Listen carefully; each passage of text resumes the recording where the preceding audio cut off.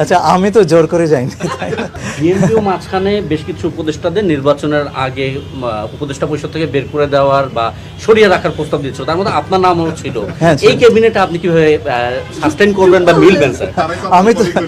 আমি তো জোর করে যাইনি। তো এক একজন এক এক সম্পর্কে একটা ধারণা থাকতে পারে প্রাথমিক, সেটা পরিবর্তনও হয়, তাই না? জি। আচ্ছা শোনেন, অনেকে ইলেকশন ইঞ্জিনিয়ারিং কথা বলছে, তার মানে গণনা ঠিক হয়নি, তাই তো? এটা বলছে তো, গুনে নেন আরেকবার, গুনতে তো মুশকিল নাই।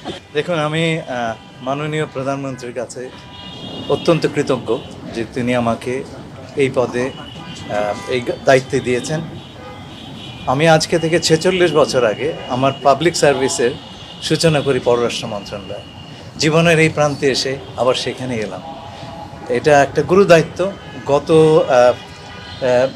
অন্তর্বর্তীকালীন সরকারের সময় আমরা আমাদের ফরেন পলিসি এবং তার অভিমুখ এই নিয়ে যথেষ্ট চিন্তা ভাবনা করেছি, কিছু কিছু কাজও করেছি টু রিব্যালেন্স।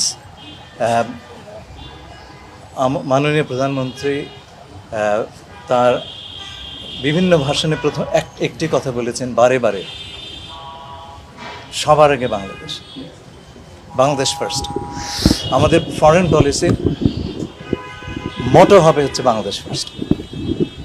আমাদের স্বার্থ সম্পূর্ণভাবে রক্ষা করে আমরা আমাদের পররাষ্ট্র কর্মকাণ্ড চালাবো, এবং তার পেছনে যে প্রিন্সিপালসগুলি সেগুলো আমি পরিষ্কারভাবে বলে দিচ্ছি।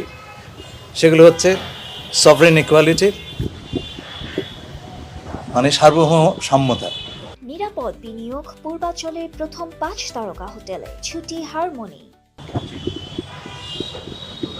পরস্পরের স্বাধীনতার প্রতি শ্রদ্ধা, নন ইন্টারফারেন্স, কারো আভ্যন্তরীণ ব্যাপারে হস্তক্ষেপ না করা, ন্যাশনাল ডিগনিটি, জাতীয় সম্মান, মর্যাদা এবং মিউচুয়াল বেনিফিট, পারস্পরিক সুবিধা, একতরফা কিছু নয়।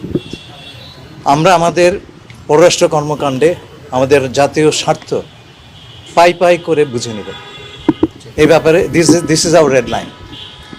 স্যার, আঞ্চলিক স্থিতিশীলতার বিষয়ে শেষ করছি।